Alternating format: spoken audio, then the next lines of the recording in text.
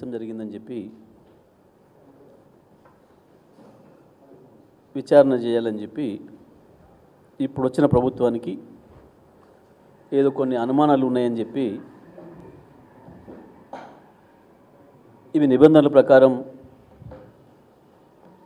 జరిగిన లేవా ఈ ఒప్పందాలు.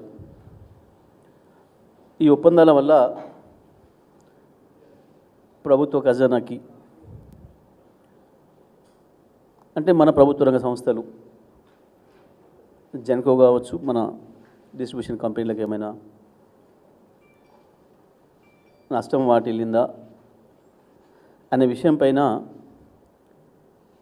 విచారణ చేయడానికి అని చెప్పి ఇప్పుడు వచ్చిన ప్రభుత్వం ఒక విచారణ కమిషన్ నియమించింది జస్టిస్ ఎల్ నరసింహారెడ్డి గారి నేతృత్వంలో. అయితే మేము వీటికి సంబంధించి గత మా ప్రభుత్వ హయాంలోనే ఇవాళ ఉన్న ఈ ప్రభుత్వ పెద్దలు కావచ్చు, బీజేపీ వాళ్ళు కావచ్చు, కొన్ని సందేహాలు లేవనెత్తిండ్రు. శాసనసభలో వాటికి మేము సరైన సమాధానం చెప్పినాం. గత ఈఆర్సీ ముందు కూడా వీళ్ళు హాజరై వాళ్ళ వాదన వినిపించిండ్రు. వాటన్నిటి తర్వాతనే ఇవన్నీ కూడా జరిగినాయి. అయినప్పటికీ కూడా ఈ ప్రభుత్వం వచ్చి మళ్ళీ శాసనసభలో శ్వేతపత్రం విడుదల చేస్తూ విద్యుత్ శాఖ పైన చర్చ పెడితే నేను ఆ సందర్భంలో కూడా మీరు ఎటువంటి విచారణకు ఆదేశించుకున్నా అభ్యంతరం లేదని స్వాగతించినాం. మేము ఛాలెంజ్ చేసినాం. నేను కావచ్చు, మా సహచర మంత్రివర్యులు మాజీ మంత్రివర్యులు హరీష్ రావు గారు కావచ్చు,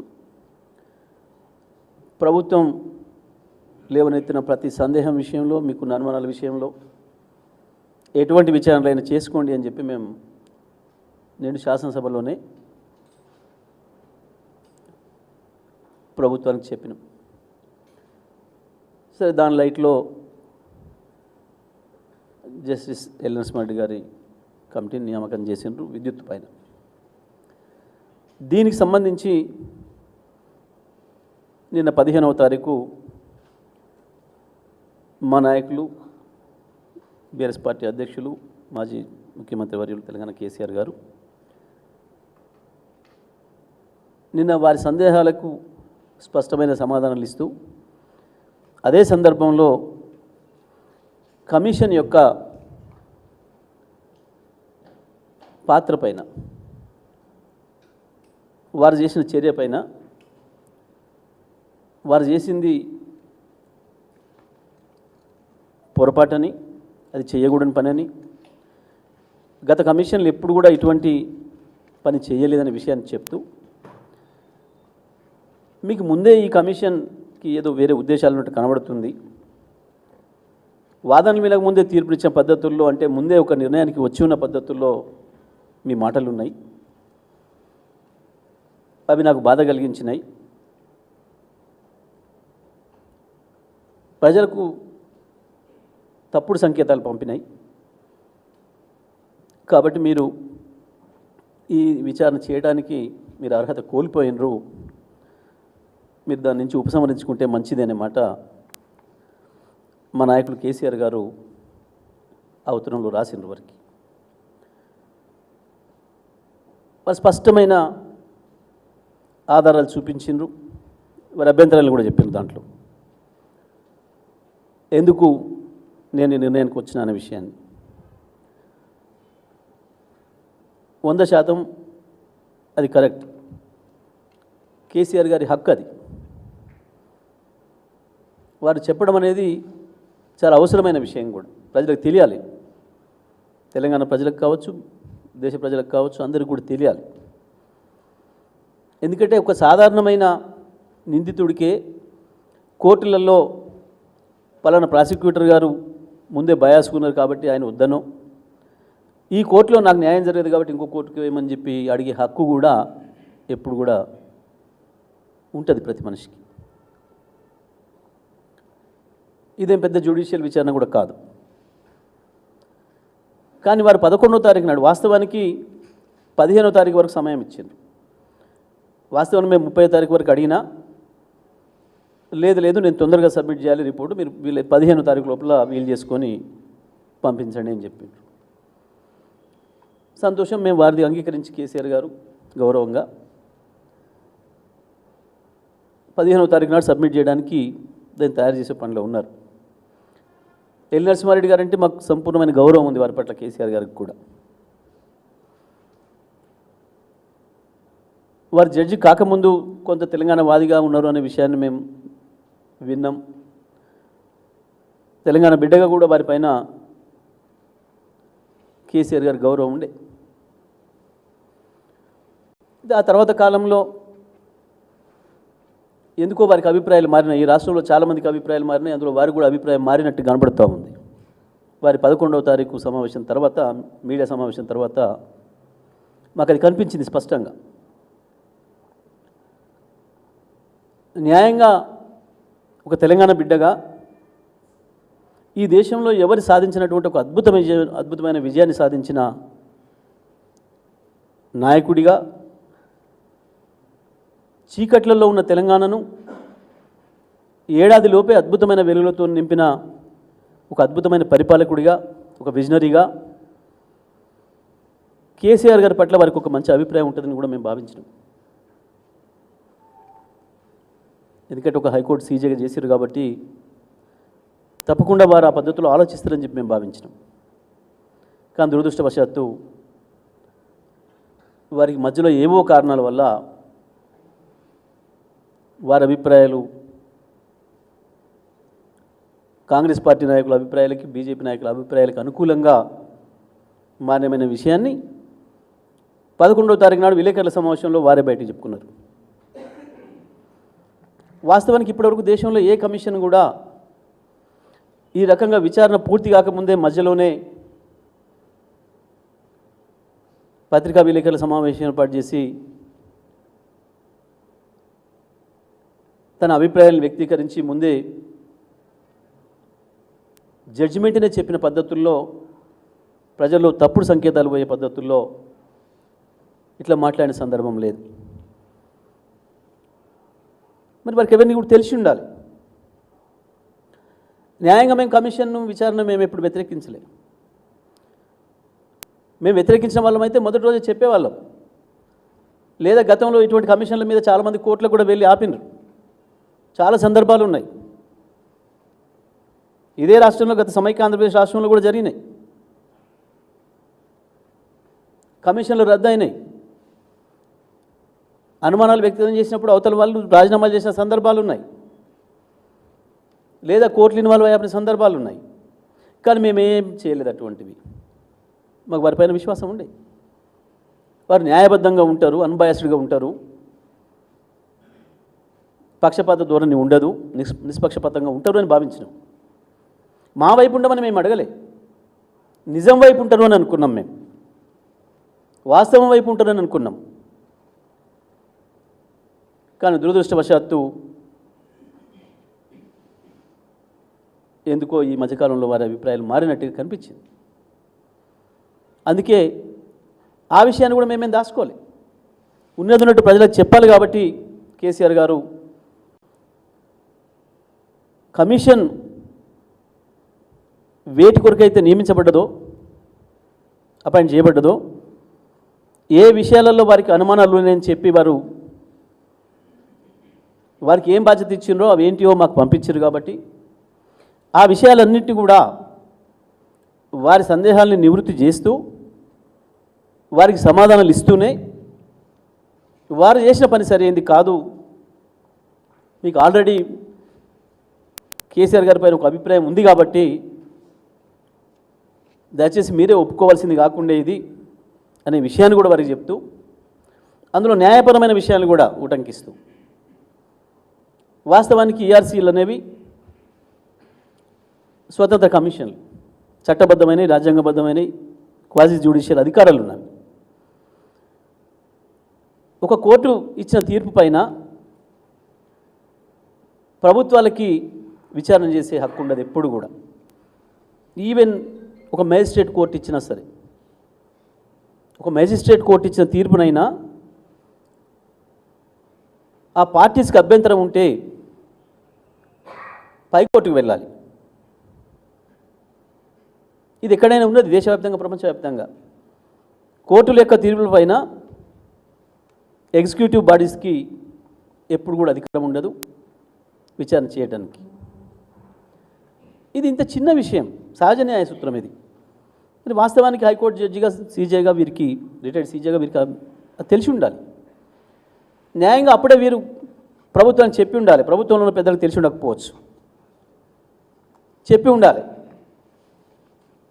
అవి మీరు పెట్టిన దాంట్లో ఏఆర్సీల పాత్ర ఉంది, ఏఆర్సీలు తీర్పిచ్చినాయి, ఈ పలానా విషయాల్లో మనం విచారణ చేయడానికి లేదు మనకు హక్కు, ఇవి తీసేయండి అని అడిగి ఉండాలి మీరు. ఈఆర్సీ దేంట్లోనైతే తీర్పు ఇచ్చిందో దానిపైన నేను మళ్ళీ విచారణ చేయకూడదనే విషయాన్ని వారు చెప్పి ఉండాలి న్యాయంగా. ఇది మా దృష్టికి ఆనాడే వచ్చింది, మేము చర్చ చేసుకున్నాం. అరే ఎట్లా ఒప్పుకున్నారు వీరు, ఇది కరెక్ట్ కాదు కదా, మరి చెప్పాల్సి ఉండే ప్రభుత్వానికి అనే మాట కూడా మేము అంతర్గతంగా మాట్లాడుకున్నాం. అయినప్పటికీ కూడా మేమేం మాట్లాడలేదు దానిపైన, మేమేం మాట్లాడలేదు ఎప్పుడు కూడా. మేము దాన్ని స్వాగతించినాం. వారి విజ్ఞతకు వదిలేసినాం, వారే ఆలోచించుకోవాలి, వారు చెప్పాల్సి ఉండే అని అనుకున్నాం. కానీ 15వ తారీఖు వరకు సమయం ఇచ్చి, ఒకవేళ 15వ తారీఖు వరకు కూడా కేసీఆర్ గారు వారికి ఉత్తరం రాయకపోయినా ఇంకా మార్గాలు ఉండే కేసీఆర్ గారి నుంచి తీసుకోవడానికి వీరు. కానీ అదంతా వదిలేసి 11వ తారీఖు నాడే వీరు పత్రికా సమావేశం నిర్వహించి వారి అభిప్రాయాలను చెప్పేసి మొత్తం అప్పుడేదో జరిగిపోయింది, నిజంగానే నష్టం జరిగింది ఈ రాష్ట్రానికి, ఇక లెక్కలేయడమే మిగిలింది అనే పద్ధతిలో వారు మాట్లాడారంటే, ఓహో వీరికి స్పష్టంగా ఒక అభిప్రాయం ఉంది, ఏదో ఒక వ్యతిరేక అభిప్రాయంతో ఉన్నారు కేసీఆర్ గారి పైన, అందుకే ఒప్పుకున్నారు ఈ కమిషన్ నియామకాన్ని, టర్మ్స్ ఆఫ్ రెఫరెన్స్ని వారు ఒప్పుకున్నారనే విషయం మాకు స్పష్టంగా అర్థమైపోయింది. ఇక వారి ఉద్దేశం అర్థమైన తర్వాత ఇంకా వారి దగ్గర హాజరవ్వడమో ఇంకోటి చేయడమో అది అనవసరమైన విషయం అనే విషయం సంగతి కూడా తెలంగాణ ప్రజలకి, లేదా తెలంగాణ వైపు చూస్తున్న దేశ ప్రజలందరూ కూడా చెప్పాల్సిన బాధ్యత కేసీఆర్ గారి పైన ఉంది. కాబట్టి స్పష్టంగా నిర్మోహమాటంగా చెప్పడమే కాదు, మీరు ఆ బాధ్యతల నుంచి తప్పుకోవడం మంచిది అని చెప్పి కేసీఆర్ గారు స్పష్టంగా చెప్పడం జరిగింది. తప్పకుండా మేము భావిస్తున్నాం, ఇప్పటికైనా ఆనాడు వారి దృష్టికి రాలేకపోయిందా లేదా ఏ కారణం చేతనైనా కావచ్చు వారు ఒప్పుకున్నారు. కానీ ఇప్పటికైనా వారు ఆలోచించి ఆ కమిషన్ బాధ్యతల నుంచి తప్పుకుంటానని మేము భావిస్తూ ఉన్నాం. తప్పకుండా తప్పుకోవాల్సిన అవసరం కూడా ఉంది వారికి. జరిగి ఉండొచ్చు ఆ రోజు వారి చూపు నుంచి అది దూరమై ఉండొచ్చు, ఒకవేళ అటువంటి ఆలోచన వారికి రాకుండవచ్చు, లేదా చూడకుండా ఉండవచ్చు, అది నేను ఇది చేయకూడదనే విషయం తెలియకుండవచ్చు. నిజంగానే వారు కనుక సిన్సియర్గా హానెస్ట్గా ఉంటే వారి గౌరవాన్ని నిలబెట్టుకోవాలంటే మాత్రం తప్పకుండా కమిషన్ బాధ్యతల నుంచి నరసింహారెడ్డి గారు తప్పుకోవాల్సిన అవసరం ఉంది. కేసీఆర్ గారు విజ్ఞప్తి చేసిన పద్ధతుల్లో. ఇకపోతే విషయాలకు వస్తే, టర్మ్స్లోకి వస్తే, ప్రభుత్వం వారికి ఇచ్చింది 4 విషయాలని. ఒకటి పీజీసీఐఎల్, అంటే నార్త్ నుంచి సౌత్కి విద్యుత్తును తీసుకొచ్చే లైన్. ఆ లైన్లో మేము దాన్ని కొనుగోలు చేసినాం, ట్రాన్స్మిషన్ హక్కుల్ని. దానివల్ల ఏదో ముందే పే చేయడం వల్ల వాళ్ళకి మనకేదో నష్టం కలిగింది, అది ఏం అవసరం వచ్చిందని ఒక విషయం. రెండవది ఛత్తీస్గఢ్తో చేసుకున్న ఒప్పందం వల్ల అక్కడ కూడా ప్రభుత్వ ఖజానాకి ఏదో నష్టం వాటిల్లింది, దాని మీద విచారణ చేయాలి. ఏదో నిబంధనలు ఉల్లంఘించి జరిగినట్టుగా ఇవి 2. మూడవది భద్రాద్రి పవర్ ప్లాంట్ విషయంలో ఏదో సూపర్ క్రిటికల్ టెక్నాలజీ వాడాల్సి ఉండే సబ్ క్రిటికల్ టెక్నాలజీ వాడినరు, దానివల్ల కూడా ఏదో నష్టం జరిగింది. పైగా అది నామినేషన్ పద్ధతుల్లో బిహెచ్ఎల్కి ఇచ్చిండ్రు, ఇది కూడా నిబంధనలకు విరుద్ధమైన విషయం. దానివల్ల ఏదో పొల్యూషన్కి నష్టం జరుగుతుంది, మొత్తం ఈ దేశమంతా చీకటైపోతుంది. దీనిపైన విచారణ చేయండి. 4వది నల్గొండ జిల్లా దామర్చర్లలో పెట్టిన Yadadri UMPP ultra mega power plant భారతదేశంలోనే ప్రభుత్వ రంగంలో మొట్టమొదటిసారిగా నిర్మించదలబెట్టిన 4000 మెగావాట్ల విద్యుత్ ప్రాజెక్టు విషయంలో అది అక్కడెక్కడికి తీసుకుపోయి పెట్టినరు. దానివల్ల బొగ్గు తీసుకుపోవడానికి దూరం అవుతుంది, దానివల్ల అదనపు భారం పడుతుంది. దీనివల్ల కూడా ప్రభుత్వ ఖజానాకు నష్టం జరిగింది, జెన్కోకి నష్టం జరుగుతుంది. కాబట్టి వీటిపైన విచారణ చేయండి అని చెప్పి వర్క్ ఇచ్చారు. ఈ 4 విషయాలకు సంబంధించి అసలు ఈ విచారణ కమిషనే ఒక అసంబద్ధమైంది. ఎందుకంటే దీంట్లో 4కి 4 కూడా మేము ఇచ్చింది ప్రభుత్వ రంగ సంస్థలకి.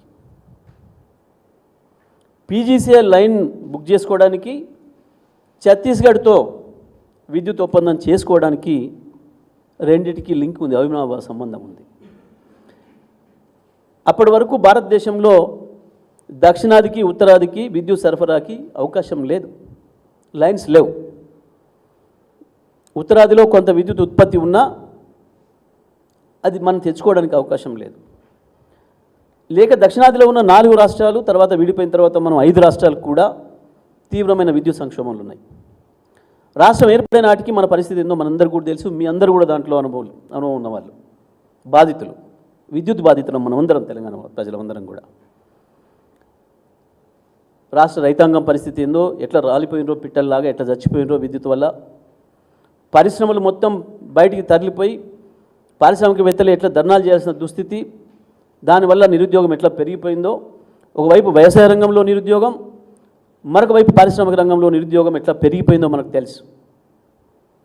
మంచినీళ్ళకు కూడా ఇబ్బందులు పడ్డాం, చచ్చిపోతే శవాల్ని పారేసి స్నానాలు చేయడానికి ఇబ్బంది పడ్డాం.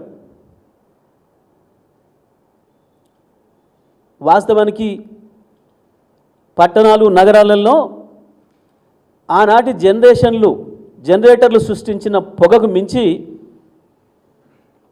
భద్రాద్రి పవర్ ప్లాంట్లో ఉత్పత్తి అయ్యే కరెంటు వల్ల వచ్చే పొగ వల్ల నష్టం లేదు.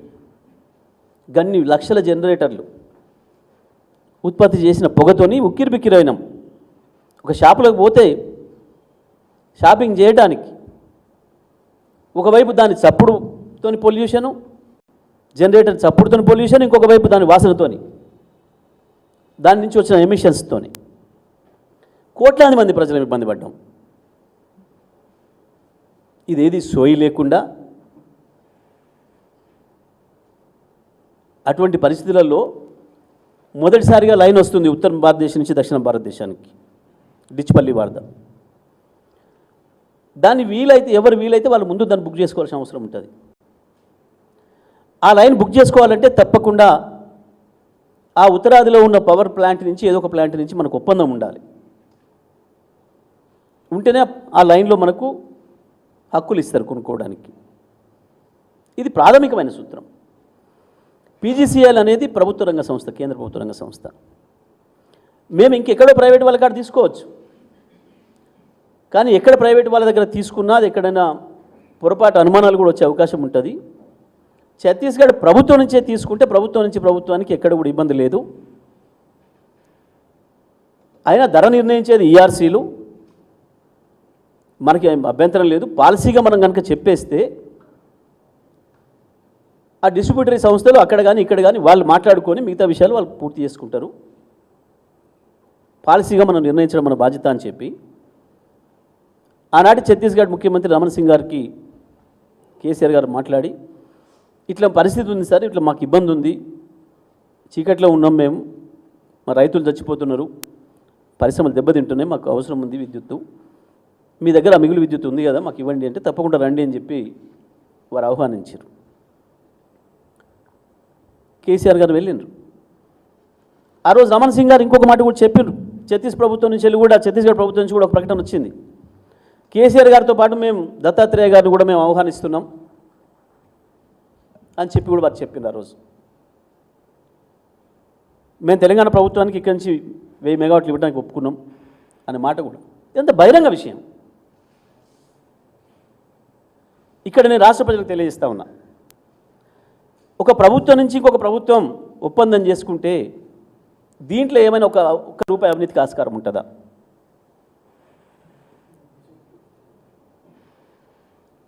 పైగా ముఖ్యమంత్రి ఏ పార్టీ?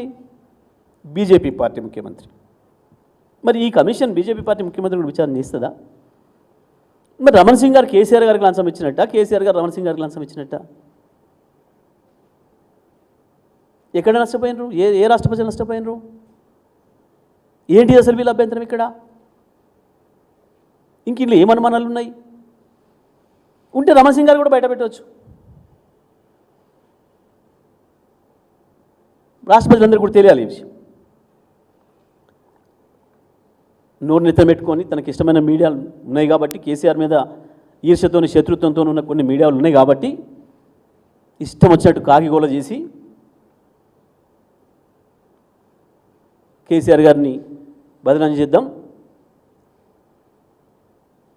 తెలంగాణలో భారతదేశంలో ఎవరు సాధించిన అద్భుతమైన విజయాన్ని సాధించింది కాబట్టి కేసీఆర్ గారు విద్యుత్ రంగంలో. ఎందుకంటే ఇవాళకి కూడా కాంగ్రెస్ బీజేపీ పాలిత రాష్ట్రాల్లో ఎక్కడ కూడా 24 గంటలు రైతాంగానికి విద్యుత్తునిస్తున్న రాష్ట్రం లేదు. ఆ విజయాన్ని 6 ఏళ్లకేనే సాధించిన అద్భుతమైన పరిపాలకుడు విజనరీగా కేసీఆర్ గారు మాత్రమే నిలబడ్డారు. దేశవ్యాప్తంగా ప్రపంచవ్యాప్తంగా కేసీఆర్ గారికి వచ్చిన కీర్తి ప్రతిష్టలు దెబ్బతీయడానికి ఒక దుర్మార్గమైన ఆలోచన చేసి వాళ్ళు చేసిన ఆరోపణలని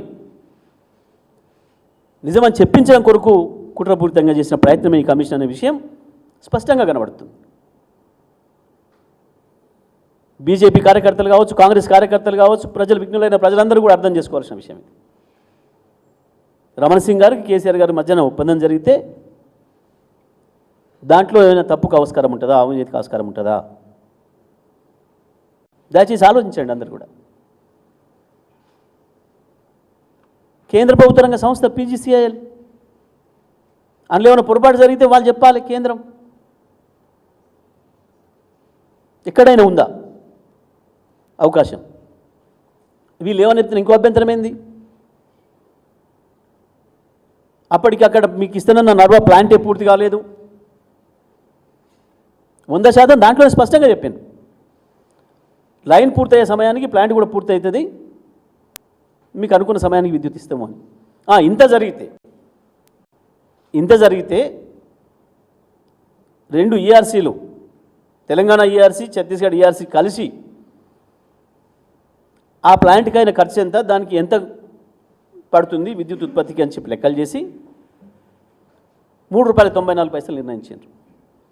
ఆ సమయంలో పక్కన కర్ణాటక కావచ్చు, తమిళనాడు రాష్ట్రాలు కావచ్చు, ఒకరు ₹4.94 అగ్రిమెంట్ చేసుకున్నారు, ఇంకొకరు ₹4.33 అగ్రిమెంట్ చేసుకున్నారు. మనం తీసుకుంది ₹3.94 చొప్పున.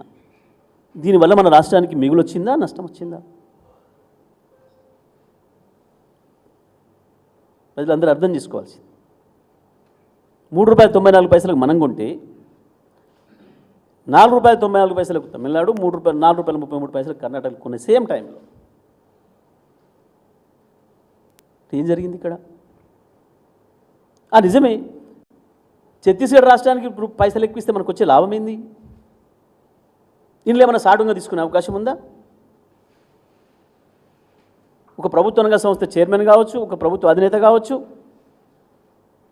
అక్కడికి పైసలు ఎక్కువ వస్తాయని చెప్పేసి లంచం ఇస్తారు ఎవరికన్నా?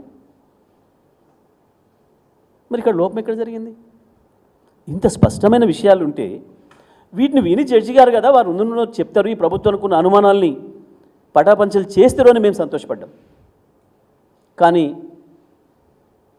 ఎందుకో వారు కూడా, జస్టిస్ గారు కూడా, వాళ్ళు మాట్లాడిన మాటలు, వాళ్ళు చేసిన ఆరోపణలనే వారి మనసులో కూడా ఉన్నాయనేది అర్థమైపోయింది మాకు. నేను వారికున్న రాజకీయపరమైన ఆలోచనలు ఏంది, వారికి సంబంధాలైన విషయాలు నేను మాట్లాడడం లేదు. ఇంత క్లియర్గా ఉన్న విషయం. ఒకవేళ మీకు ఇంకా ఇది కేసీఆర్ గారిది కూడా తీసుకున్న తర్వాత, వాంగ్మూలం వివరణ తీసుకున్న తర్వాత మీకు అనుమానం ఉంటే మరి ఛత్తీస్గఢ్ కూడా పిలవాల్సి ఉంటుంది. ఆ తర్వాత మీరు నిర్ణయం చెప్పి అది ప్రభుత్వానికి ఇవ్వాలి నివేదిక. వాస్తవానికి బయటికి మాట్లాడడానికి లేదు కమిషన్లు ఎప్పుడు కూడా. ఈ దేశంలో 100కు పైగా కమిషన్లు ఏబడ్డాయి. ఒక కమిషన్ కూడా విలేకరుల సమావేశం పెట్టి చెప్పలే, మధ్యలోనే అయిపోయినాక కూడా చెప్పలే. సబ్మిట్ చేసినా మేము ప్రభుత్వానికి చెప్పిపోయారు అంతే తప్ప. ఇంత స్పష్టంగా వారికి దురుద్దేశం ఉన్నట్టు కనపడింది మనకు. ఇక మూడవది Bhadradri sub critical technology. Sub critical technology, super critical technology అంటే ఎందుకు కూడా తెలియాలి. అది తెలియని వాళ్ళు చాలామంది మాట్లాడారు సభలో కూడా. ఇప్పటి వరకు మొత్తం ప్రపంచంలో 2014 వరకు నిర్మాణమైన మొత్తం కూడా ఒక టెక్నాలజీ. ఆ టెక్నాలజీ అంటే ఏంటంటే మొట్టమొదటగా 30 మెగావాట్లు లేదా 60 మెగావాట్లు, 100 మెగావాట్లు, 200 మెగావాట్లు, 500 మెగావాట్ల వరకే ఉత్పత్తి అయ్యేది ఒక ప్లాంట్లో, ఒకటే ప్లాంట్లో. ఆ తర్వాత కొత్తగా 800 మెగావాట్లు ఒకే చోట ఉత్పత్తి చేయడానికి కావాల్సిన టెక్నాలజీ వచ్చింది. దాన్ని సూపర్ క్రిటికల్ టెక్నాలజీ అని పేరు పెట్టినరు. అంతకుముందు వరకు ఉన్న మొత్తం టెక్నాలజీకి సబ్ క్రిటికల్ టెక్నాలజీ అని పేరు పెట్టినరు. Super critical technology, sub critical technology అంటే ఏంటంటే 800 లోపు మెగావాట్లు ఉత్పత్తి చేసే ప్లాంట్ టెక్నాలజీని సబ్ క్రిటికల్ టెక్నాలజీ అని, 800 పైన ఉత్పత్తి చేసే ఒకే చోట ఉత్పత్తి చేసే టెక్నాలజీని సూపర్ క్రిటికల్ టెక్నాలజీ అని పేరు పెట్టబడ్డది. పేరు పెట్టి ప్రపంచవ్యాప్తంగా ఈ తక్కువ కెపాసిటీతో ఉత్పత్తి అవుతున్న ఈ ప్రాజెక్టుల ద్వారా వచ్చే పొగ ఏదైతే ఉందో ఇది ఎక్కువ కార్బన్ ఎమిషన్స్ని ఇస్తుంది, పర్యావరణానికి కొంచెం ఇబ్బంది జరుగుతుంది, దానికి కొంచెం బొగ్గు ఎక్కువ ఉత్పత్తి అవసరం పడుతుంది. కాబట్టి దాన్ని ఇప్పటి నుంచి బంద్ పెట్టాలి, ఇప్పటి నుంచి సూపర్ క్రిటికల్ టెక్నాలజీనే ప్రోత్సహించాలి అని చెప్పి ప్రపంచవ్యాప్తంగా ఒక చర్చ వచ్చి దానికి ఒక అగ్రిమెంట్ జరిగింది అన్ని దేశాల మధ్యన. దాని ప్రకారం 2017 వరకు పూర్తయ్యే ఏ ప్లాంట్లు అయినా మీరు ఏ టెక్నాలజీతో పెట్టుకోవచ్చు. 2017 తర్వాత పూర్తయ్యే ప్రాజెక్టులు ఉంటే మాత్రం, ఇప్పుడు ప్రారంభిస్తే మాత్రం దాన్ని తప్పకుండా సూపర్ క్రిటికల్ టెక్నాలజీతో వాడాలి అనేది కేంద్ర ప్రభుత్వం యొక్క చట్టం. ఇది దీని ప్రకారం ఇవాళటికి ఈ రోజుకు కూడా మన రామగుండంలో ఉత్పత్తి అయ్యే విద్యుత్ కావచ్చు, భూపాలపల్లిలో విద్యుత్ ఉత్పత్తి కావచ్చు, మన కొత్తగూడెంలో 1720 కావచ్చు, అదేవిధంగా వీటీపీఎస్ విజయవాడలో ఉత్పత్తి అవుతున్న 1760 మెగావాట్లు కావచ్చు, ఆర్టీపీపీ అక్కడ పెట్టింది కావచ్చు, రాయలసీమలో మొత్తం కూడా సబ్ క్రిటికల్ టెక్నాలజీలో ఉత్పత్తి జరుగుతుంది. ఇది ప్రజలందరికీ తెలియాలి.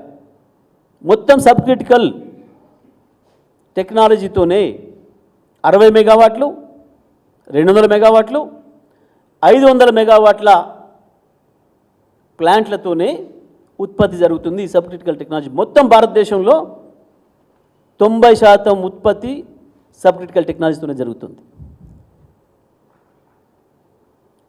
అటువంటి పరిస్థితులలో మన తెలంగాణ విద్యుత్ అవసరాలను దృష్టిలో పెట్టుకొని కేసీఆర్ గారు ఎవరికి ప్రైవేట్ వాళ్ళకి ఇచ్చినా, ఓపెన్ టెండర్లో పిలిచినా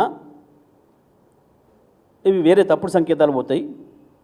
ప్రభుత్వ రంగ సంస్థ బిహెచ్ఎల్ దానికి ఇవ్వడం ద్వారా మన పారదర్శకత తెలుస్తుంది అని చెప్పి అనేక మంది వచ్చారు. ప్రైవేట్ వాళ్ళు అనేక ఒత్తిళ్లు పెట్టినరు. వీళ్ళు ప్రైవేట్ కంపెనీల తరఫున ఒత్తాసు తీసుకున్న వీళ్ళు వాటికి కట్టబెట్టలేదని అక్కస్తూనే అన్నాడు, ఎందుకు మీరు నామినేషన్ మీద ఇచ్చిండ్రు, ఓపెన్ టెండర్లో పిలిస్తే ఎవడో వచ్చేటోడు కదా, ప్రైవేట్ వాడు వచ్చేటోడు కదా, ఏంది ఇక్కడ పంచాయతీ అంతా, ప్రైవేట్ వాడికి ఇవ్వాలని వీళ్ళు,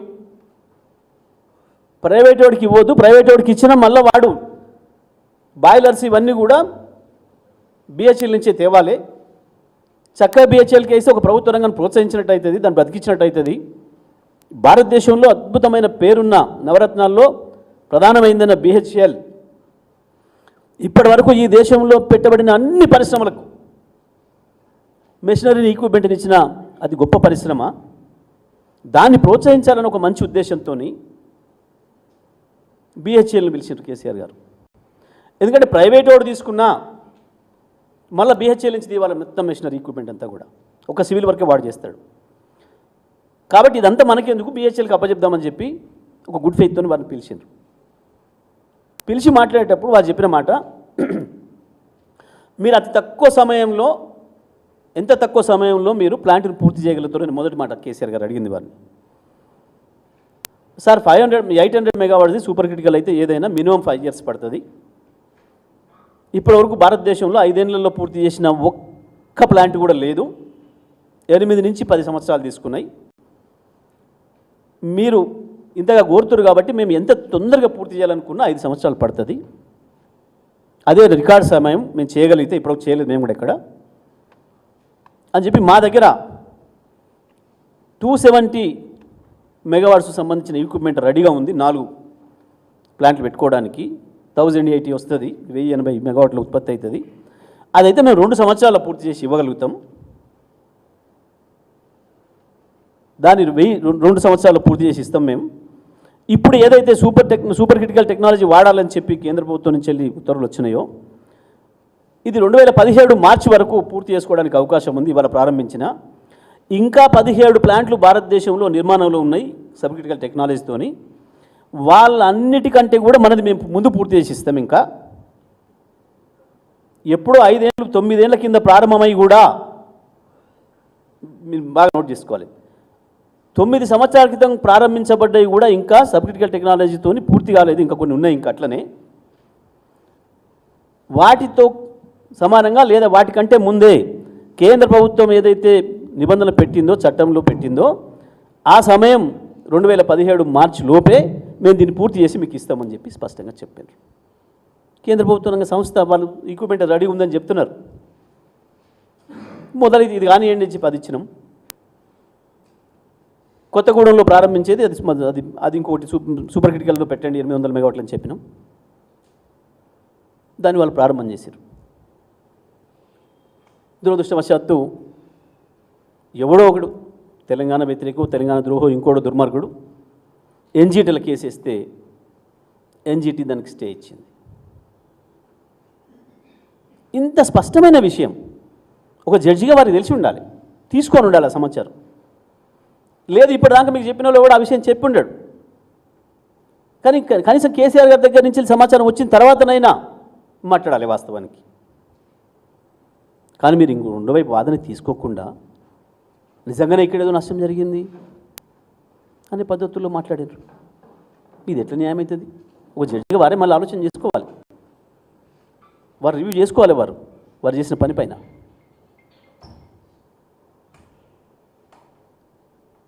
ఎందుకు కేసీఆర్ గారు ఆ రోజు ఆ నిర్ణయం తీసుకోవాల్సి వచ్చింది అంటే కారణం ఇది.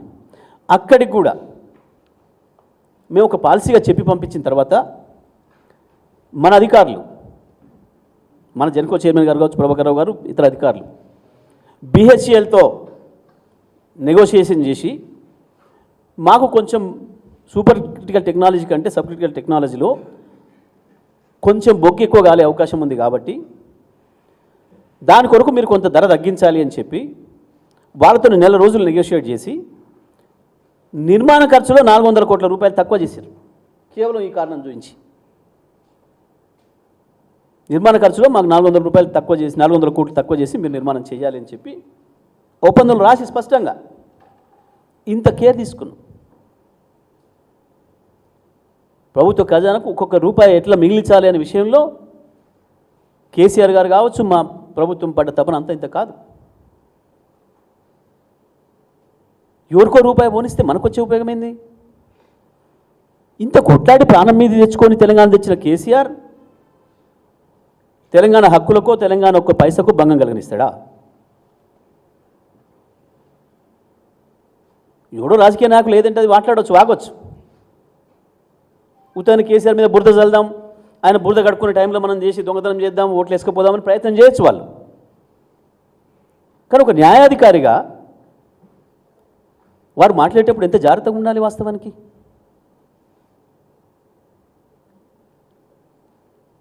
గిది super critical technology, sub critical technology అంటే గిది. మేము మిగతా వాళ్ళ అజ్ఞానంలో మేము పట్టించుకోలే. కానీ ఒక విచారణాధికారిగా వీళ్ళు స్పష్టం చేస్తారు, వీళ్ళు అనుమానాలు పట్టపంచలు చేస్తారని మేము నమ్మినాం. అందుకే స్వాగతించినాం. మేము కమిషన్ మీద ఎంక్వైరీ మీద మేము ఎప్పుడు అభ్యంతరాలు చెప్పలే. ఇక 4వది యాదాద్రి పవర్ ప్లాంట్ విషయంలో మేము మా జిల్లా ప్రజల లక్షలాది మంది ప్రజల కోరిక అది. కేసీఆర్ గారు ఒక విజనరీగా వారికి కూడా ఒక స్పష్టమైన అవగాహన ఉంది. ప్రపంచవ్యాప్తంగా దేశవ్యాప్తంగా ఈ 10-15 సంవత్సరాల కాలంలో మీరు అందరూ కూడా వింటున్నారు. అభివృద్ధి అనేది ఒకటే వైపు జరిగితే అది రాష్ట్రం కావచ్చు, దేశం కావచ్చు. ఇంకొక వైపు అలజడి వస్తుంది, అసంతృప్తి వస్తుంది. అభివృద్ధి అనేది సమానంగా జరగాలి. ఆయా దేశంలో ఆయా రాష్ట్రాల్లో ప్రజల మధ్యన అనుమానాలు రాకుండా ఉండాలి. ప్రత్యేకించి వెనుకబడ్డ ప్రాంతాలపైన ప్రభుత్వాలు బాధ్యతగా అక్కడ లైట్ పెట్టాలి, దానిపైన దృష్టి పెట్టాలి, వాటిని చేయాలి అనేది ఇవాళ ప్రపంచవ్యాప్తంగా వస్తున్న నినాదం. అందుకే ఇవాళ వరంగల్ని కూడా హైదరాబాద్ ఒక్కటే ప్రధాన నగరంగా ఉండడం కరెక్ట్ కాదు. ఏవైనా అనుకోని సందర్భాలు వస్తే ఇంకొకటి కూడా మనకు సిద్ధంగా ఉండాలి, ఒక పెద్ద నగరం అని చెప్పి వరంగల్ని కూడా అదే పద్ధతిలో అభివృద్ధి చేయడానికి అనేక చర్యలు తీసుకున్నారు. అక్కడ టెక్స్టైల్ పార్క్ కావచ్చు, అక్కడ హైదరాబాద్కు పోటీ ధీటుగా ఇంకొక ప్రభుత్వ ఆసుపత్రి నిర్మాణం కావచ్చు, పట్టణాన్ని అద్భుతంగా 100,000 కోట్లతో అభివృద్ధి చేసే కార్యక్రమం కావచ్చు, ఇంకొక లివబుల్ సిటీ, ఇంకొక లైవ్ సిటీ, ఇంకోటి కూడా ఉండాలి. ఎక్కడ ఒకే చోట మూనపల్లి ఉండకూడదు అనే ఉద్దేశంతోనే మొత్తం రాష్ట్రంలో ఏ కార్యక్రమం తీసుకున్నా గత ప్రభుత్వాలకు భిన్నంగా ప్రతిది కూడా ప్రతి నియోజకవర్గంలో గతంలో ఒక మంత్రి, ఒక ఎమ్మెల్యే కొంచెం తెలివికల్లుడు పైరవికారు ఉంటే ఆయన కాన్స్టిట్యూన్సీ తీసుకుపోయేది అభివృద్ధి. ఓ స్కూల్ పెట్టాలి, ఓ రెసిడెన్షియల్ కాలేజ్ పెట్టాలి, ఇంకొక కాలేజ్ తేవాలి అని అంటే ఆయనకున్న ఇన్ఫ్లుయెన్స్ ఉపయోగించి పైరవి చేసి తెచ్చుకున్నట్టాడు. కానీ కేసీఆర్ గారు అది కూడా అవకాశం ఇవ్వకుండా ఏది తీసుకున్నా ప్రతి నియోజకవర్గానికి ఒకటి ఇవ్వాలి. అది ప్రతిపక్షం ఉందా, అక్కడ ఆయన ప్రతిపక్ష నాయకుడు ఎమ్మెల్యే ఉన్నాడా, ఇంకోటి ఉన్నాడా, మనం ఉన్నామని చూసే పని లేదు. గింత సమగ్ర అభివృద్ధి చేశారు. దాంట్లో భాగంగా వాస్తవానికి మహబూబ్నగర్ జిల్లాను చూసారు. ముందు ఈ యూఎంపీపీ ఏదైతే మేము దామచర్లో పెట్టామో మహబూబ్నగర్లో పెట్టాలని ప్రయత్నం చేశారు. ముందు మహబూబ్నగర్ జిల్లా నాయకులు సంప్రదించిన మంత్రుల్ని, జిల్లా కలెక్టర్ని. ఒక పవర్ ప్లాంట్ పెట్టాలంటే దానికి 4 కాంపోనెంట్స్ ఉండాలి. ఒకటి ప్రభుత్వ భూమి అందుబాటులో, 2 నీళ్లు, 3వది రోడ్డు మార్గం, 4వది రైలు మార్గం. ఎందుకంటే ఇంపోర్టెడ్ కోల్ కూడా తెచ్చే అవసరం ఉంటుంది. మన కోలైనా రైలు మార్గం ద్వారా పోతేనే తక్కువ ఖర్చులో పోతుంది. ఈ 4 ఉండాలి అక్కడ అని చెప్పి ప్రయత్నం చేస్తే అక్కడ భూమి అందుబాటులో లేదు అని చెప్పి సమాచారం వచ్చింది. ఆ తర్వాత నేను ఆ రోజు నేను అప్పటికి మంత్రిగా లేను, విద్యుత్ శాఖ మంత్రిగా లేను. ఖమ్మం కలెక్టర్కి ఫోన్ చేశాను. మీ దగ్గర ఏమైనా ప్రభుత్వ భూమి ఒక 3-4 ఎకరాలు అందుబాటులో ఉందా? ఒక పెద్ద పవర్ ప్లాంట్ ఇంకోటి పెట్టుకోవాలి మన రాష్ట్రం సొంతంగా, చూడమని చెప్పి. ఇవన్నీ నేను కేసీఆర్ గారు వారితో మాట్లాడుతున్న సందర్భంలో అధికారులతో మిగతా వాళ్ళతో నేను కూడా వెతికిన. మా జిల్లా కూడా తీసుకుందాం కొంత అని చెప్పి ఈసారి చెప్పిన 4 ఎక్కడ అందుబాటులో ఉన్నాయని చెప్పి నేను ఆలోచన చేసినప్పుడు ఇది తప్పకుండా మాకు దామర్చర్ల వీర్లపాలెం అనే గ్రామం ఎక్కడైతుందో ఇది సరైన ప్రాంతం అవుతుంది. అక్కడ కొంత ప్రభుత్వ భూమి ఉంది, కొంత ఫారెస్ట్ భూమి ఉంది అని చెప్పి నేను తర్వాత వెళ్ళి కేసీఆర్ గారి దగ్గరికి వెళ్ళి నేను అడిగిన, అన్న మీరు మహబూబ్నగర్కి ఇస్తా అంటున్నారు, లేదా అక్కడ మన ఊరికి ఇస్తా అంటున్నారు, మరి మీరు చెప్పిన 4 కాంపోనెంట్స్ ఉన్నది నా దగ్గర కూడా ఉంది నల్గొండ జిల్లాలో, మీ దగ్గర ఎక్కడిది గవర్నమెంట్ ల్యాండ్ అన్నారు. అన్నప్పుడు లేదు ఈ పలానా ప్రాంతంలో ఉంది, అక్కడ ఉత్తదే మామూలు ఈ సిమెంట్ రాళ్ళు గుట్టలతోని 1000 ఎకరాలు ఉంది, ఖాళీగా కనపడుతుంది. నేను అక్కడ ఆర్డీఓని వాళ్ళని కూడా సంప్రదిస్తే ప్రభుత్వ భూమి కొద్దిగానే ఉంది, 500-600 ఎకరాలు, కానీ ఫారెస్ట్ భూమి ఉంది సార్, పేరుకు ఫారెస్ట్ భూమి కానీ ఒక చెట్టు కూడా లేదు, 5-6 వేల ఎకరాలు ఉంది అని అన్నారు అని చెప్పి. అంత భూమి మీ దగ్గర ఉందా అని చెప్పి ఇమ్మీడియట్గా వారే ఎంఆర్ఓలతో మాట్లాడండి డైరెక్ట్. వాస్తవానికి ఒక సీఎం ఎంఆర్ఓలతో మాట్లాడారు, చీఫ్ సెక్రటరీ లేదా సెక్రటరీ ఏదో సందర్భంలో కలెక్టర్తో తప్ప. కానీ కేసీఆర్ గారు ఒక ఆతృతతోని తొందరగా చేసుకోవాలి అని చెప్పి ఎంఆర్ఓలతో మాట్లాడి డిఎఫ్ఓతో మాట్లాడారు. ఏంది మీ మంత్రి గారు చెప్తున్నారు అక్కడ భూమి ఉందా అని చెప్పి. ఒక్కొక్క ఎంఆర్ఓ నా దగ్గర 5,000, నా దగ్గర 10,000 ఎకరాలు ఉంది అని చెప్పి దాదాపు 25-30 వేల ఎకరాలు కృష్ణ ఒడ్డున ఇంచాడికి ఉంది అని చెప్పాను. ఈ ఆలస్యం చేయొద్దు, తెల్లవారే పోదాం అని చెప్పి 2 హెలికాప్టర్లు తీసుకొని అధికారులందరూ కూడా తీసుకొని ఆ ప్రాంతం నుంచి మొత్తం ఏరియల్ సర్వే చేసేసి వచ్చాను. హెలికాప్టర్ ఉండగానే అన్నారు నాతో, మీ అదృష్టం పడినట్టుందా మీ జిల్లాది, ఇక్కడ పేరుకేం అడవి ప్రాంతం అని ఉంది కానీ ఇలా ఊరు పెట్టుకొని వస్తాను కూడా ఒక చెట్టు లేదు ఇలా, ఇదే వాడు స్విచ్ చేశారు. పైన ఉండగానే మేము ఎయిర్లో చేసి వెంటనే వచ్చి కూర్చొని రివ్యూ చేసి అదే రోజు నిర్ణయం చేశాను. సరే మహబూబ్నగర్కి ఇద్దాం అనుకున్నాం, బాగా వెనకబడ్డది మొదలు మీకంటే, కానీ వాళ్ళకి అక్కడ అదృష్టం లేదు, సరే మీ అదృష్టం అంతుంది అని చెప్పి దానికి వీళ్ళు చెప్పి అభ్యంతరం ఏంది, ఇందులో బొగ్గు దూరంగా ఉంది, బొగ్గు ఖర్చు ఎక్కువైతుంది కాస్ట్ ట్రాన్స్పోర్ట్కు. ఏ ఒక్కడు కూడా మెడకా మీద తలకాయ ఉన్నాడు ఎవడు కూడా ఈ వాదన తేరు. సమైక్య ఆంధ్రప్రదేశ్లో VTPS పెట్టారు 1700 మెగావాట్లు. ఎక్కడుంది బొగ్గు? విజయవాడలో బొగ్గు ఉందా? ఎక్కడి నుంచి తీసుకుపోవాలి? మన సింగరేణి లేదా ఒరిస్సా. 500 నుంచి 900 కిలోమీటర్ల దూరం నుంచి తేవాలి. ఎక్కడ? Rayalaseema thermal power plant. Rajasekhara Reddy తీసుకుపోయి కడపలో పెడితే ఏం చేశారు వీళ్ళందరూ? 900 కిలోమీటర్లు సింగరేణి నుంచి ఇస్తున్నాం బొగ్గు. RTPP Rayalaseema thermal power plant ఏడ బొగ్గు గనులు నేను పెట్టాను. నల్గొండ జిల్లాలో ఒక పవర్ ప్లాంట్ తీసుకొచ్చి ఒక అభివృద్ధికి అవకాశం ఇస్తే దానికి ఇంత ఏడుపు.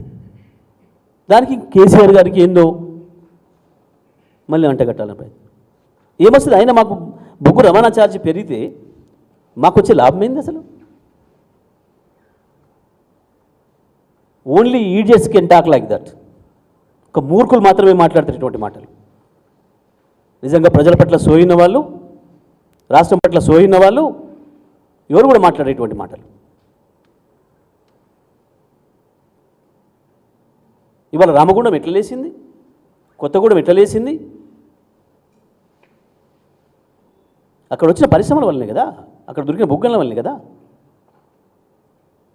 ఎందుకు ఆనాడే విజయవాడలో వ్యతిరేకించలేదు, ఆనాడే RTPPని వ్యతిరేకించలేదు వీళ్ళు? ఈయన తెలుగుదేశంలో ఉన్నాడు, కాంగ్రెస్ వాళ్ళు ఇద్దరు ఉన్నారన్న. ఈ రాష్ట్రానికి ద్రోహం చేసిన దొంగలందరూ కలిసి ఒక్కనే ఉన్నారు ఇవాళ. తెలంగాణ ఉద్యమ సందర్భంలో ఉద్యమకారులపైన దాడి చేసిన దొంగలందరూ కూడా కలిసి ఒక్కడున్నారు ఇవాళ. వీళ్ళంతా కలిసి కేసీఆర్కి ఏదో మళ్ళీ అంటగడదామని ఒక చిల్లర ప్రయత్నం చేస్తున్నారు. ఎక్కడుంది దీంట్లో స్కోప్? ఎక్కడ ఒక చిన్న రూపాయికి రాష్ట్రానికి నష్టం చేసేది కానీ లేదా అవినీతి కానీ ఎక్కడ స్కోప్ ఉంది? ఇక్కడ ఏం చేయాలి వాస్తవానికి కమిషన్? ఇది రాజకీయాల కొరకు చేసిన ఆరోపణలు తప్ప ఇంకోటి కాదనే విషయం స్పష్టంగా తేల్చాలి. ఎక్కడ మీకు ఇంకా కేసీఆర్ గారు ఇచ్చిన దాంట్లో కూడా మీకు సంతృప్తి కలగకపోతే మీరు BHEL చైర్మన్ కాల్ చేస్తారా, సమన్ చేస్తారా? ఛత్తీస్గఢ్లో ఆనాడున్న ముఖ్యమంత్రిని చేస్తారా? ఇవాళ ఉన్న ముఖ్యమంత్రి, ఇవాళ బీజేపీ ప్రభుత్వం, ఇవాళ కాంగ్రెస్ ప్రభుత్వం ఛత్తీస్గఢ్లో. వాస్తవాలు మీకు అక్కడి నుంచి రావాలి కదా. మరి ఎక్కడి నుంచి ఒక రూపాయి నష్టం జరిగితే ఈ రాష్ట్రానికి లేదా అవినీతి జరిగితే అసలు మీరు అడుగుతున్నది ఏంది? దీంట్లో అవినీతి జరిగిందా, దీంట్లో రాష్ట్ర ప్రభుత్వ ఖజానాకు నష్టం జరిగిందనా? ఏది లేదు. కేసీఆర్కు మసిపోయాలి, కేసీఆర్ మీద బురద వేయాలి. గీ దుర్మార్గమైన చర్యలు. మేము వాస్తవానికి సంతోషపడ్డాం. ఒక విచారణ కమిటీ వేస్తే మేము అత్యంత ఎక్కువ సంతోషపడ్డాం. నేను, కేసీఆర్ గారు, మేము పార్టీగా. వీళ్ళు మాట్లాడిన మాటలన్నీ చెత్త మాటలని, ఇవన్నీ తేలిపోతాయి అని భావించినాం. ఏది వాస్తవాలు బయటకు వస్తాయి, నిజాలు బయటకు వస్తాయని. ఏదో కేసీఆర్ గారికి డబ్బా కొట్టమని మేము అడగలే. వాస్తవాలు ఇవి ఒక కమిషన్ నుంచే వస్తాయి, ఇంకా బాగా వస్తుంది అని చెప్పి మేము భావించినాం. వాళ్ళు ఎవరినైనా ఎంక్వైరీ చేసుకోవచ్చు. ఇక్కడ ఎవరు? ప్రజలందరికీ కూడా అర్థం కావాలి, పోవాలి. ఇటువైపు కేసీఆర్, TRS, BRS తెలంగాణ ప్రభుత్వం ఉంటే, అటువైపు ఉన్నది కేంద్ర ప్రభుత్వ సంస్థ BHEL, కేంద్ర ప్రభుత్వ సంస్థ PGCIL, ఛత్తీస్గఢ్ రాష్ట్ర ప్రభుత్వం, ఆనాడు బీజేపీ ప్రభుత్వం, ఈనాటి కాంగ్రెస్ ప్రభుత్వం. మా ఆంక్షలను తీసుకోవాలి కదా మీరు. నిజమే, దీనివల్ల తెలంగాణ రాష్ట్ర డబ్బులు మాకు అదనంగా వచ్చినాయని చెప్పాలి కదా వాళ్ళైనా. మరి తీసుకోండి, రమణ్ సింగ్ గారితో మాట్లాడియండి, లేదా ఈనాటి ముఖ్యమంత్రి ఎవరు ఆయనతో మాట్లాడియండి. తెలంగాణ రాష్ట్రాన్ని కొల్లగొట్టి మేము తెచ్చుకున్నాం చెప్పమానండి. ఈ విషయాలన్నీ స్పష్టంగా బయటకు వస్తాయి. ఇవి మేం చెప్పడం కాకుండా ఒక న్యాయబద్ధమైన విచారణ కమిషన్గా వారి నుంచి వినాలని మేము ఆశించినాం. మేము సంతోషపడ్డాం వాస్తవానికి. అందుకే మేము అభ్యంతరం చెప్పలే కమిషన్ పైన. నిజాలు రావాలి బయటికి, వాస్తవాలు రావాలి బయటికి, ఈ రాష్ట్ర ప్రజలకి, ఈ దేశ ప్రజలందరికీ తెలియాలి ఇవన్నీ కూడా. కేసీఆర్ చేసిన శ్రమ, కేసీఆర్ పడ్డ ఆరాటం బయటకు వస్తుందని భావించడం.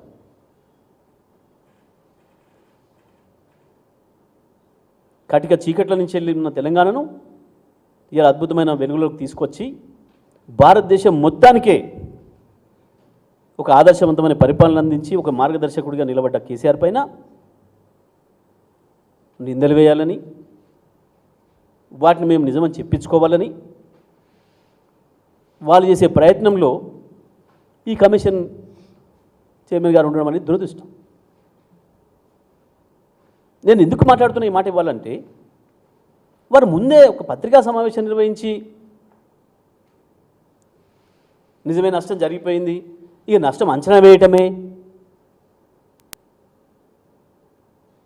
ఎవరు కూడా చేయరు ఇటువంటి పని. మరి వారు ఎందుకు చేసినరో వారికి తెలియాలి. ఒకవేళ వారు చేసింది గారు ఉత్తనే రాసుకున్నారు, ఎవరికి వాళ్ళ పత్రికా మిత్రులు రాసుకున్నారు అంటే ఆ రోజు ఖండించాల్సింది తెల్లవారి వారు. ఇవి నా అభిప్రాయాలు కావు, నేను ఇవి చెప్పలేని విషయం చెప్పాల్సి ఉండేవారు. వారు ఆ మాట చెప్పకపోవడం వల్ల మొత్తం వెళ్ళిపోయింది. అందుకే కేసీఆర్ ఇవాళ బాధపడి నిర్ణయానికి వచ్చారు.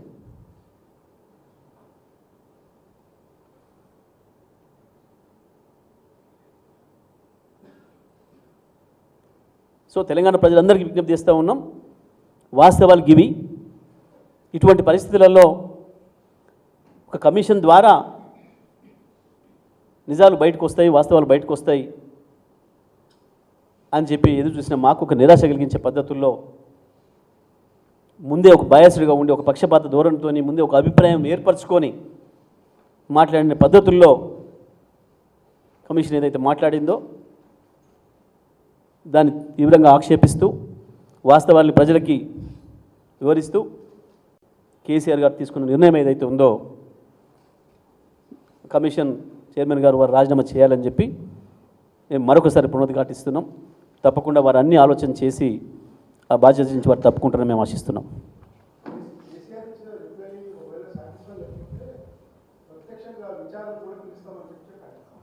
పిలుచుకోవచ్చు, ఒక్క కేసీఆర్ కాదు, అందులో పార్టీస్ అయిన అందరిని పిలుచుకోవచ్చు.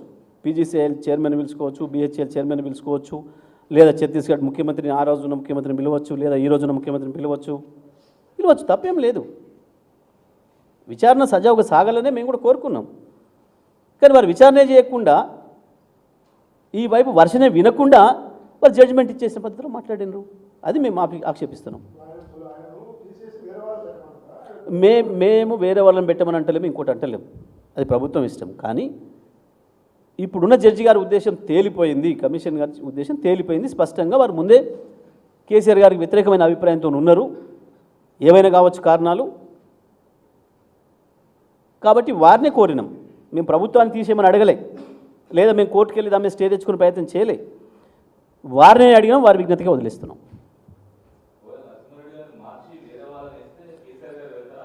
నేనేమంటున్నా, నేను ఊహించుకోవడం ఎందుకు, ప్రస్తుతం మేము వారు చేసిన చర్య వల్ల వారు ఆ విచారణ అర్హతను కోల్పోయినరు కాబట్టి వారిని బాధ్యతలు తప్పించుకోమని మేము అడిగినాం. ఇక తర్వాతది వాళ్ళు ఏం చేస్తారో దాన్ని బట్టి మేము మాట్లాడతాం.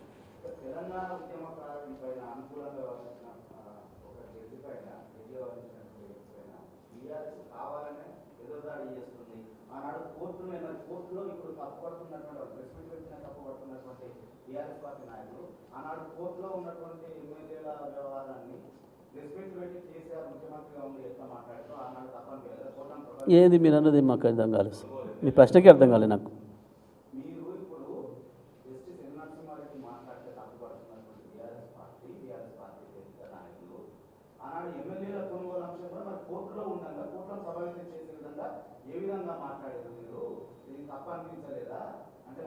ఎప్పుడు ఏం నాకు అర్థం కాదు, అసలు ఇప్పుడు అర్థం కాలేదు నాకు. అసలు ఈ ప్రశ్నకి దానికి సంబంధం లింకే లేదు. మేము పార్టీ ఒకవైపు మా అభిప్రాయం ఎప్పుడైనా చెప్తాం, మీరు జడ్జి ముందే అభిప్రాయం చెప్పేస్తాడా రెండు వాదనలు వినకుండా? ఇది కదా తేడా. కేసీఆర్ మాట్లాడినట్టు కేసీఆర్ ఆయన వాదన చెప్తాడు, ఆయన వాదన అడ్వకేట్ ద్వారా వినిపించచ్చు, ఆయన వినిపించచ్చు.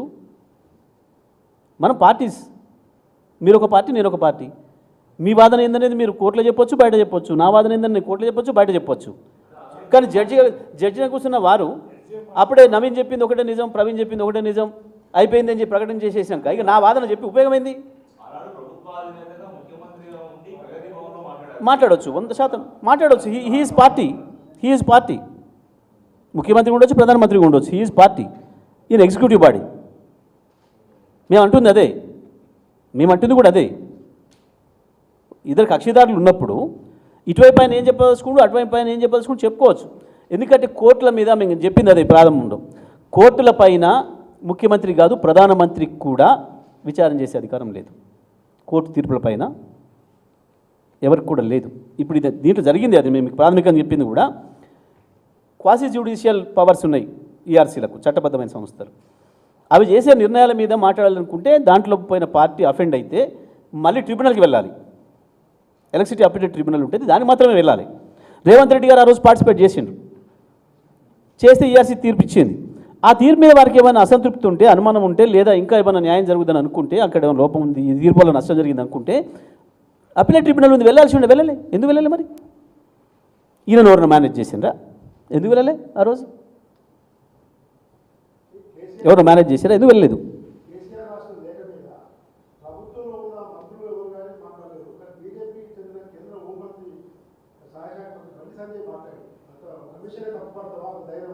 అజ్ఞానంతో బండి సంజయ్ లేదా ఇంకొక మంత్రి ఎవరైనా మాట్లాడినా అవి అజ్ఞానపు మాటలు, మూర్ఖపు మాటలు. చూసిన నేను కూడా ఎందుకు అరెస్ట్ చేయాలి, బొంద చేస్తాడు, అరెస్ట్ అయితే చేస్తాడు. గట్లా కాంగ్రెస్ వాళ్ళ కంటే వాళ్ళకి నేను అందుకే అంటున్నా, ఇద్దరు కలిసే కేసీఆర్ పైన కుట్ర చేస్తున్నారు, కాంగ్రెస్ బీజేపీలు. నేను మీకు 3 ఏళ్ల నుంచి కూడా నేను అదే మాట చెప్పిన, ఎప్పుడు చూసినా సమావేశాలు అదే ఉంటుంది. బీజేపీ కాంగ్రెస్లు ఇద్దరు ఒకటే కేసీఆర్ విషయంలో. కేసీఆర్ని చూసి భయపడుతున్నారు. ఢిల్లీ వైపు కేసీఆర్ వస్తాడన్న భయం బీజేపీకి ఉంది, ఇటు కాంగ్రెస్కి ఉంది. మనం ఇద్దరం కలిసి మొదలు కేసీఆర్ దొక్కేద్దామని ఆలోచన చేస్తున్నారు అనే మాట స్పష్టంగా కనబడ్డాయి. మీరు గత 5 ఏళ్ళకి తీసుకోండి, పీసీసీ అధ్యక్షుడిది, బీజేపీ రాష్ట్ర అధ్యక్షుడిది ఒకటే గొంతు, ఒకటే మాట కేసీఆర్ విషయంలో. అంతెందుకు మొన్న ఎన్నికల ముందు కూడా వాస్తవానికి ప్రతిపక్షం పైన దాడి చేస్తుంది ఏ పార్టీ అయినా. ప్రధానంగా మోడీ గారు ఇక్కడికి వచ్చి కూడా కేసీఆర్ మీదనే మాట్లాడారు. లోక్సభ ఎన్నికల్లో కూడా కాంగ్రెస్ మీద మాట్లాడలే, రేవంత్ రెడ్డి గురించి మాట్లాడలే.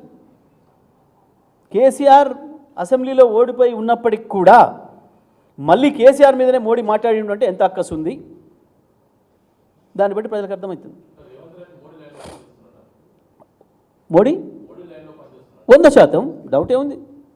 బడేబాయ్ అని చెప్పే, చోటబాయ్ అని ఆయన చెప్పని చెప్పే, మన ఇద్దరిది ఒకటే దారిని చెప్పిరి. ఓదికు రాహుల్ గాంధీ మోదాని అని పేరు పెట్టిండు మోడీకి, అదానికి కలిపి. మీరందరూ కూడా విన్నారు చాలాసార్లు మోదాని అని. మరి అదే అదానిని తీసుకొచ్చుకొని అదానితో మీటింగ్ పెట్టుకొని ఆయనతో లంచ్ డిన్నర్ చేసుకొని నువ్వు రావాలే మా రాష్ట్రానికి అని చెప్పి స్వాగతించి చెప్పిండు. ఎవరి లైన్లో? మోడీ లైన్లో. మోడీ, అదాని, రేవాని ముగ్గురు కలిసి ఒకటే. రేదాని అయిందో ఏమైందో.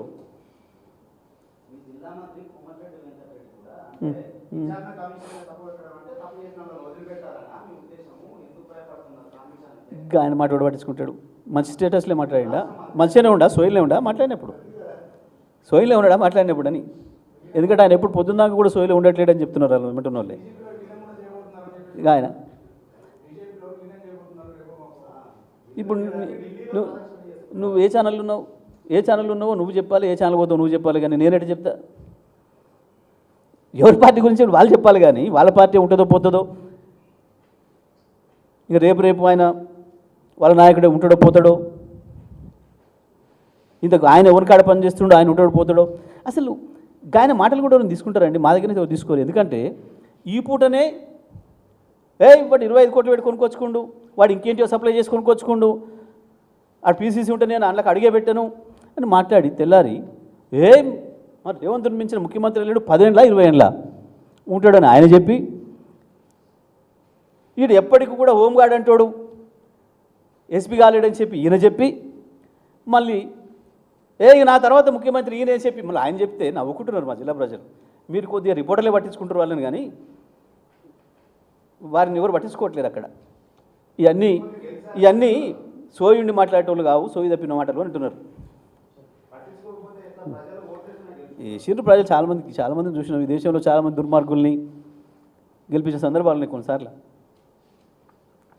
అందుకంటే దుర్మార్గుల్ని గెలిపించే సందర్భాలు కూడా ఉన్నాయి. రేప్ కేసులలో ఉన్నోళ్ళు, మర్డర్ కేసులలో ఉన్నోళ్ళు కూడా గెలిపించినవి కూడా ఉన్నాయి. వీళ్ళు కొంచెం సోయి తప్పిటోళ్ళే తప్ప అందుకని ఎక్కువ కాదు కదా. Right thank you right. ఆయన చేసేది మాత్రం మనం పోతాం.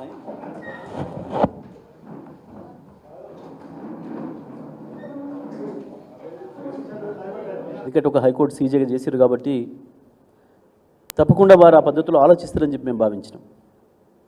కానీ దురదృష్టవశాత్తు వారికి మధ్యలో ఏవో కారణాల వల్ల స్వామి బోధానంద గోసేవ ఆశ్రమం సైథాపూర్. జ్యోతిష్యం, వాస్తుశాస్త్రం మన పూర్వీకులు మనకిచ్చిన వరం. దుర్గాదేవి, కాలభైరవ ఉపాసనతో వాక్సిద్ధి పొందిన శ్రీ శ్రీ బోధానందగిరి స్వామివారు మీకు ఎలాంటి సమస్యలున్నా, వాటిలో ముఖ్యంగా ధన నష్టం, ఆరోగ్య నష్టం, భార్యాభర్తల మధ్య గొడవలు, ప్రేమించుకున్న వారు దూరం అవడం, ఎన్ని సంబంధాలు వచ్చినా పెళ్లి ముడి పడకపోవడం, రోడ్డు ప్రమాదాలు, అప్పుల బాధలు, వ్యవసాయంలో నష్టాలు, పెద్దల మాట పిల్లలు వినకపోవడం, ఆరోగ్య శాంతి, గృహశాంతి, మనశ్శాంతి లేకపోవడం, ఇలాంటి సమస్యలు ఉన్నట్లయితే ఒక్కసారి స్వామీజీని కలవండి. మీ సమస్యలకు తగిన పరిష్కారాన్ని పొందండి.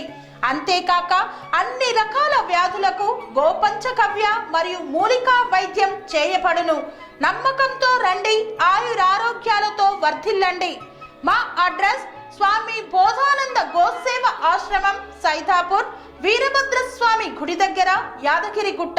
సంప్రదించవలసిన నెంబర్ 9849213754 మరియు 9618034138.